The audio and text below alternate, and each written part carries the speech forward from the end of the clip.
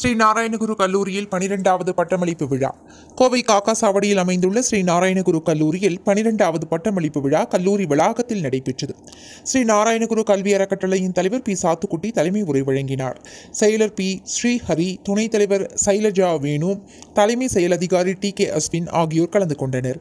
கல்லூரி முதல்வர் டி. கல்பனா வரவேற்புரை வழங்கினார். சிறப்பு விருந்தினராக தமிழ்நாடு அரசு பணியாளர் தேர்வாணையத்தின் மாண்புமிகு உறுப்பினர் ஆர். பிரேம்குமார் கலந்து கொண்டார். இவர் தனது உரையில் கல்வியின் முக்கியத்துவம், மாணவர்களின் குறிக்கோள், தன்னம்பிக்கை, விடாமுயற்சி ஆகியவற்றை எடுத்துக் கூறினார். மாணவர்களின் ஒழுக்கமும் நாகரிகமும் மட்டுமே சமுதாயத்தை உயர்த்தும் என்றும் விளக்கி கூறினார்.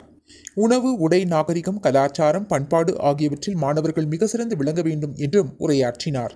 இவரது உரையை தொடர்ந்து பல்கலைக்கழக தேர்வில் தேர்ச்சி பெற்ற தரவரிசையில் இடம்பெற்ற 62 மாணவர்களுக்கும், இளங்கலை மற்றும் முதுகலை மாணவர்களுக்கும் பட்டங்கள் வழங்கப்பட்டன.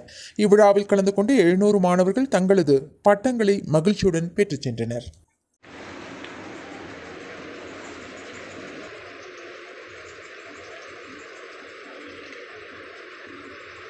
Nayana B.